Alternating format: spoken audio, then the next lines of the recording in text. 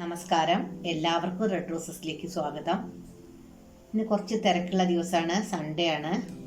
അപ്പോൾ രാവിലത്തെയും ഉച്ചത്തേക്കൊക്കെ ഭക്ഷണം വേഗം ഉണ്ടാക്കാമെന്ന് വിചാരിച്ചു. അപ്പോൾ കുറേ ദിവസമായി ഞാൻ ഡേ ഇൻ മൈ ലൈഫൊക്കെ കാണിച്ചിട്ട് 2 നേരത്തെ ആക്ടിവിറ്റീസൊക്കെ ഒന്ന് നിങ്ങളുടെ മുമ്പിൽ ഒന്ന് ഞാൻ പ്രസൻറ്റ് ചെയ്യാമെന്ന് വിചാരിച്ചിട്ടാണ് ഇരുന്നത്. അപ്പോൾ അത് വളരെ സിമ്പിളായിട്ടാണ് ഞാൻ ഉണ്ടാക്കിയിട്ടുള്ളത്. ശബരിമല സീസൺ അല്ലേ, അപ്പോൾ നമ്മൾക്ക് ഇറച്ചി മീനൊക്കെ ഒന്ന് ഒഴിവാക്കിയിട്ട് വെറും വെജിറ്റേറിയൻ ആവാമെന്നാണ് വിചാരിച്ചത്. നമ്മുടെ വീട്ടിൽ ഉള്ള സാധനങ്ങൾ വെച്ചിട്ട് തന്നെ ഞാൻ കറികളൊക്കെ ഉണ്ടാക്കി. അങ്ങനെ ഇപ്പോൾ ഉച്ചയ്ക്ക് ശേഷം ഒന്ന് പുറത്ത് പോകണം. ഈ വീഡിയോ എടുക്കുക എന്ന് പറഞ്ഞാൽ എളുപ്പമല്ല. ഓരോ റെസിപ്പീസിൻ്റെ പിന്നിലും അതിൻ്റേതായിട്ടുള്ള ബുദ്ധിമുട്ടുകളുണ്ട്. അത് ഉണ്ടാക്കി നോക്കുമ്പോഴേ നമുക്ക് അറിയുള്ളൂ. ഒരാളെ നമുക്ക് എളുപ്പത്തിൽ കുറ്റം പറയാൻ എളുപ്പമാണ് അല്ലേ? ആ റെസിപ്പി ഉണ്ടാക്കി അത് എഡിറ്റ് ചെയ്ത് അത് പ്രസൻറ്റ് ചെയ്യുമ്പോഴേ അത് അതിൻ്റെ പൂർണ്ണതയിലെത്തുള്ളൂ. വായോണ്ട് പറയാം നമുക്ക് എന്ത് റെസിപ്പി ഏത് റെസിപ്പിന്ന്. അത് ചെയ്ത് നോക്കുമ്പോൾ അതിൻ്റെ ബുദ്ധിമുട്ടുകൾ അറിയാം. പറയണവർക്ക് എളുപ്പമാണ്, ഒന്ന് ചെയ്ത് നോക്കണം. അവർക്ക് അപ്പോഴേ അത് മനസ്സിലാവുള്ളൂ അല്ലേ? എൻ്റെ ഫാമിലിയുടെ ഫുൾ സപ്പോർട്ടോട് കൂടിയിട്ടാണ് ഞാൻ ഇത്ര വരെ എത്തിയത്. എന്നെ വേറെ ആരും ഇതിൽ സഹായിച്ചിട്ടില്ല. പിന്നെ യൂട്യൂബ് ഫാമിലി എന്ന് പറഞ്ഞാൽ ആര് മുടക്കിയാലും മുടങ്ങണതല്ല. പിന്നെ ചില ആൾക്കാരൊക്കെ പറയും അത് ഇത് എന്നൊക്കെ. അതൊന്നും എനിക്ക് ഒരു പ്രശ്നമല്ല. ഇത് ഞാൻ എന്നെ വിമർശിക്കുമ്പോഴാണ് എനിക്ക് കൂടുതൽ ശക്തിയോട് കൂടിയിട്ട് യൂട്യൂബ് ചെയ്യാൻ ഒരു വാശി വരുന്നത്. എന്നെ കുറ്റം പറയണത് എനിക്കൊരു പ്രചോദനമാണ്. അത് വിഡ്ഢികൾ മനസ്സിലാക്കണില്ല. പക്ഷെ എനിക്കത് ഒട്ടും പ്രശ്നമല്ല. വെറുതെ പറയുന്നവര് അവരവരുടെ കൾച്ചർ മറ്റുള്ളവരുടെ മുമ്പിൽ തുറന്നു കാണിക്കുകയാണ് ചെയ്യണത്. ഞാൻ യൂട്യൂബ് ചെയ്ത് കൂടുതൽ ഹാപ്പി ആയിട്ടാണ് ഇരിക്കുന്നത്. യൂട്യൂബാണ് എൻ്റെ പാഷൻ. ഞാൻ മുമ്പ് പറഞ്ഞു, ഇനിയും പുതിയ റെസിപ്പികൾ ഞാൻ നിങ്ങളുടെ മുമ്പിൽ ചെയ്ത് കാണിക്കും. എല്ലാവരും എന്നെ സപ്പോർട്ട് ചെയ്യുമെന്ന് എനിക്കറിയാം. യൂട്യൂബ് കമ്മ്യൂണിറ്റി എൻ്റെ ഒപ്പം ഉണ്ടെന്ന് എനിക്കറിയാം. അതുകൊണ്ടാണ് ഞാൻ ഇത്ര വരെ എത്തിയത്. അത് ഞാൻ എല്ലാവരോടും ആദ്യം നന്ദി പറയണം, ഒപ്പം എൻ്റെ ഫാമിലിയോടും. ഇനി ഞാൻ ഉയരങ്ങളിലെത്താൻ വേണ്ടി പരിശ്രമിച്ചുകൊണ്ടിരിക്കും. എന്നും എൻ്റെ ഒപ്പം ഗുരുവായൂരപ്പൻ ഉണ്ടാവുമെന്ന് എനിക്കറിയാം. കാരണം ഞാൻ നല്ലതേ ചെയ്യുള്ളൂ. നല്ലത് ചെയ്താൽ അതിൻ്റെ ഫലം നമുക്ക് എന്നെങ്കിലും കിട്ടും. അതെനിക്ക് ഉറപ്പാണ്. അത് ഞാൻ ഇപ്പോൾ അനുഭവിക്കുന്നുണ്ട്. അപ്പം നമുക്ക് വേഗം വീഡിയോയിലേക്ക് കിടക്കാം.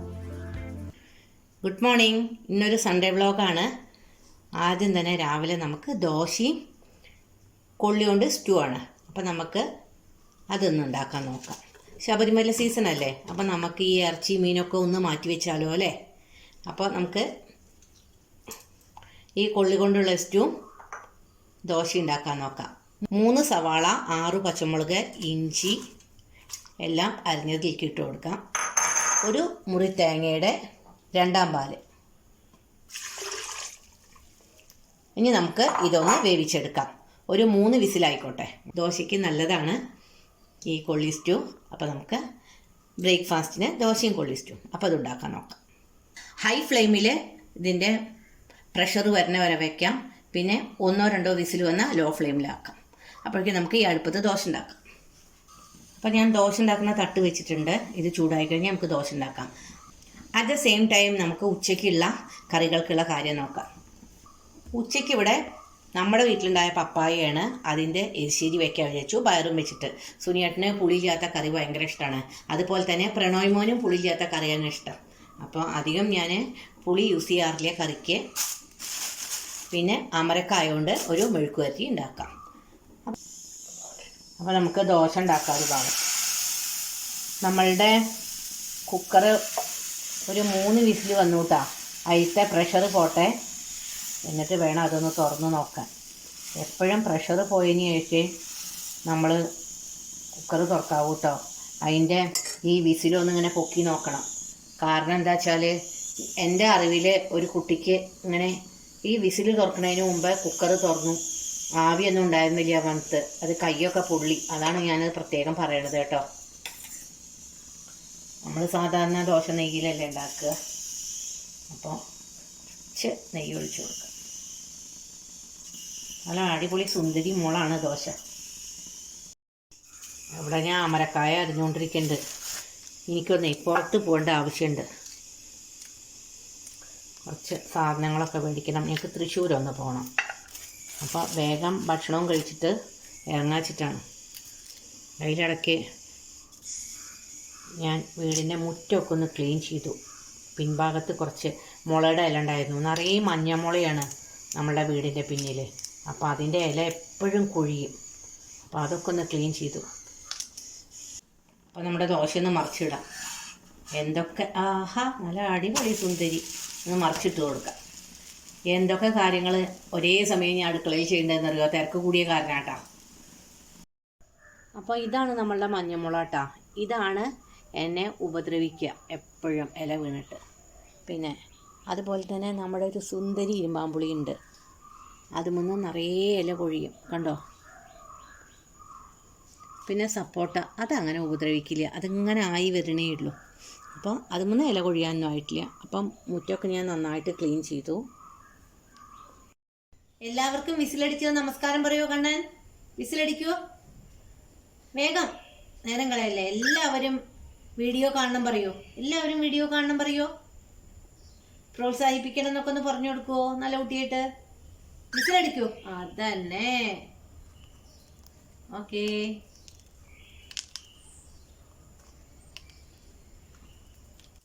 അപ്പോൾ ഞങ്ങൾക്ക് രണ്ടാൾക്കുള്ള ദോശ ഞാൻ ഉണ്ടാക്കി കഴിഞ്ഞു കേട്ടോ. ഇനി നമുക്ക് കറി ഉണ്ടാക്കാൻ നോക്കാം. സ്റ്റൂ ആണ്, അപ്പോൾ അതൊന്ന് നോക്കട്ടെ. ഓ അടിപൊളി ആയിട്ട് കേട്ടോ. അപ്പം നമ്മുടെ കൊള്ളിയൊക്കെ ഇതാ നന്നായിട്ട് വെന്തു, ഉള്ളിയൊക്കെ നന്നായിട്ട് അലിഞ്ഞു. നമുക്ക് അതിലേക്ക് ഇതാ ഉപ്പിട്ട് കൊടുക്കാം.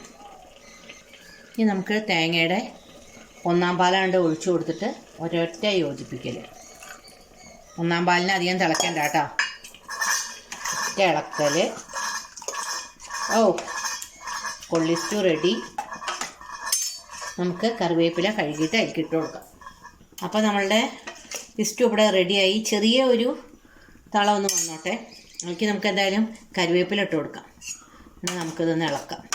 ചില ആൾക്കാർ സ്റ്റൂവിൽ വെളിച്ചെണ്ണ ഒഴിക്കും, പക്ഷെ അതിൻ്റെ ആവശ്യമില്ല. കാരണം എന്താ വെച്ചാൽ സ്റ്റൂ തേങ്ങാപ്പാലാണ്. ഈ തേങ്ങാപ്പാൽ വെളിച്ചെണ്ണയാണ്. അത് കാരണം അതിലേക്ക് ഇനി വേറെ വെളിച്ചെണ്ണയുടെ ഒന്നും ആവശ്യമില്ല കേട്ടോ. നമ്മൾ മുളൂഷിയൊക്കെ ഉണ്ടാക്കുമ്പോൾ അതിൽ വെളിച്ചെണ്ണ ഒഴിക്കും. അപ്പോൾ ഇത് നമുക്കൊരു പാത്രത്തിലേക്ക് തന്നെ മാറ്റാം. അപ്പോൾ നമ്മുടെ സ്റ്റൂ നമുക്ക് ഈ പാത്രത്തിലാക്കിയിട്ട് ഭക്ഷണം കഴിക്കാം. നല്ല ടേസ്റ്റ് ഉണ്ട്. അത് കാണുമ്പോൾ തന്നെ നിങ്ങൾക്ക് തോന്നുന്നില്ലേ? അപ്പോൾ ഞാൻ ഈ ബ്രേക്ക്ഫാസ്റ്റ് കഴിക്കട്ടെ.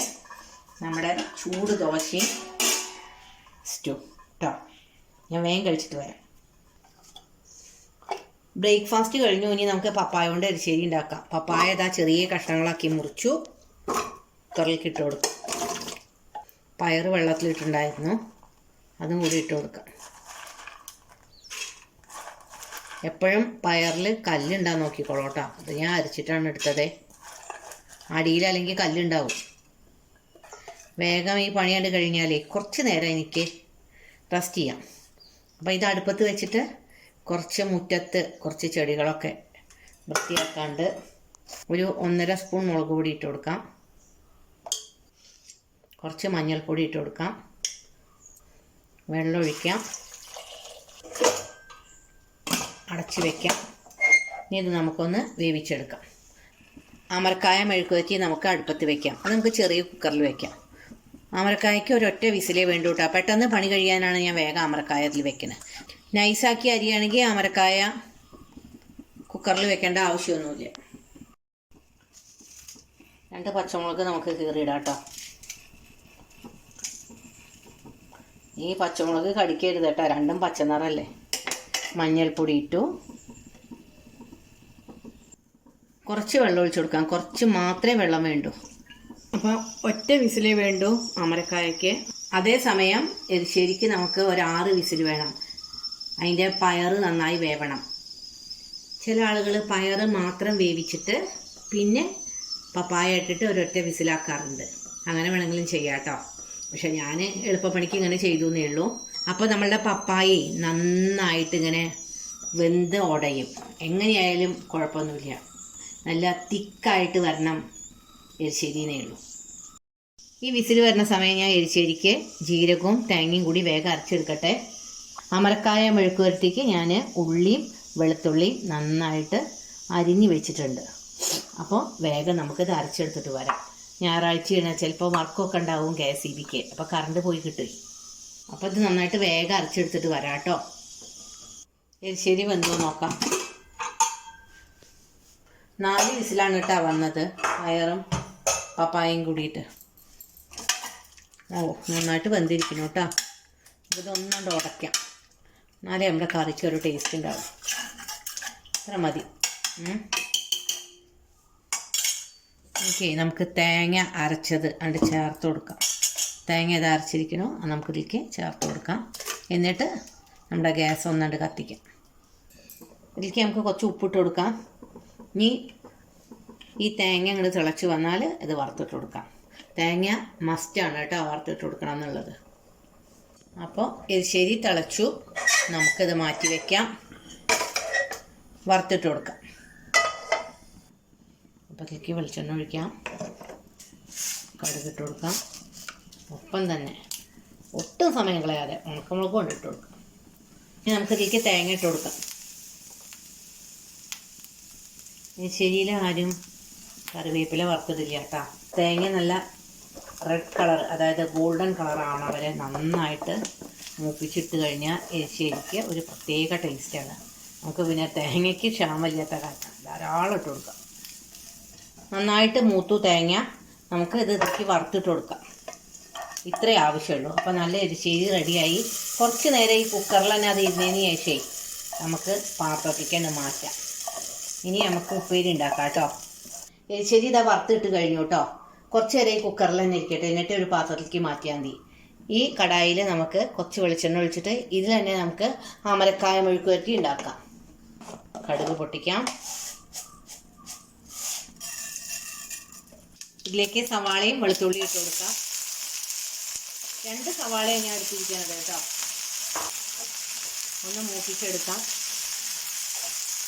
ഉപ്പും മഞ്ഞൾപ്പൊടി ഇട്ട് കൊടുക്കാം. വെറും പച്ചമുളക് മാത്രം ഇട്ടാൽ മതി. നിങ്ങൾക്ക് വേണമെന്നുവെച്ചാൽ ചില്ലി ഫ്ലേക്സ് ഇട്ട് കൊടുക്കാം കേട്ടോ. ഞാനത് ചെയ്യുന്നില്ല, വെറും പച്ചമുളക് മാത്രമാണ് ഇടുന്നത്. മഞ്ഞൾപ്പൊടി ഇട്ട് കൊടുക്കാം. വേണമെങ്കിൽ ഉണക്കമുളക് വറുത്തിടും ചെയ്യാം കേട്ടോ നമ്മുടെ ഈ മെഴുക്ക് വരട്ടിയിൽ. നമുക്കത് എങ്ങനെ ആയാൽ നോക്കാം. നന്നായിട്ടായി, കണ്ടില്ലേ നമ്മളുടെ മുളകൊക്കെ നന്നായിട്ട് ആയത്. ഇനി നമുക്കിതൊന്നാണ്ട് മൂപ്പിച്ചെടുക്കാം. മൂപ്പിച്ചാലേ നല്ല ടേസ്റ്റ് ഉള്ളൂ. എത്ര സിമ്പിളാല്ലേ അടുക്കളപ്പണി. വിദ്യാഭ്യാസം ആന എടുക്കുന്ന പറയില്ലേ, സ്ഥിരമായിട്ട് പണിയെടുക്കണവർക്ക് ഒരു ബുദ്ധിമുട്ടുമില്ല.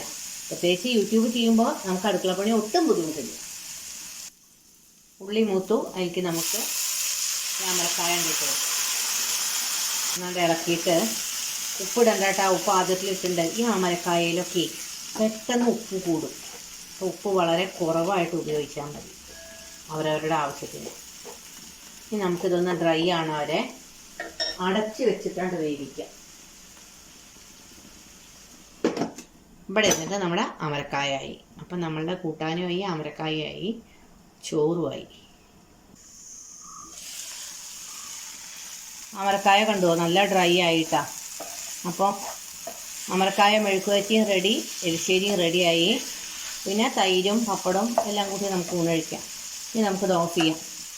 ഓഫ് ചെയ്തിട്ട് ഒന്ന് ഇതെല്ലാം അടച്ചു വയ്ക്കാം. കുറച്ച് കഴിഞ്ഞ് നമുക്ക് ഈ പാത്രത്തിലേക്ക് മാറ്റിയിട്ട് ഭക്ഷണം കഴിക്കാം.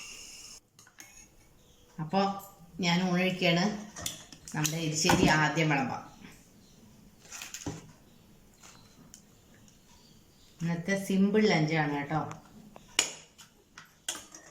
പപ്പായ എരിശ്ശേരി, പിന്നെ നമ്മളുടെ അമരക്കായ മെഴുക്ക് പുരട്ടി. അമരക്കായ നമുക്ക് തോരനുണ്ടാക്കാം കേട്ടോ, ഭയങ്കര ടേസ്റ്റാണ്. പപ്പടം, തൈര്, പുളിയില്ലാത്ത നമ്മുടെ മിൽക്കി മിസ്റ്റ് തൈര്. അപ്പം മെഴുക്ക് പുരട്ടിയൊക്കെ നമുക്ക് നല്ലോണം കഴിക്കുകയാണെങ്കിൽ ചോറ് വളരെ കുറവേ വേണ്ടൂ. എൻ്റെ വീഡിയോ നിങ്ങൾക്ക് ഇഷ്ടപ്പെടുകയാണെങ്കിൽ എല്ലാവരും എന്നെ പ്രോത്സാഹിപ്പിക്കണം കേട്ടോ. നമുക്ക് പുതിയ വീഡിയോ ആയിട്ട് അടുത്ത് തന്നെ കാണാം. നിങ്ങൾക്ക് എൻ്റെ വീഡിയോ ഇഷ്ടപ്പെടുകയാണെങ്കിൽ എല്ലാവരും എന്നെ പ്രോത്സാഹിപ്പിക്കണം. എല്ലാവർക്കും നല്ലത് വരട്ടെ. ശുഭദിനാശംസിക്കുന്നു.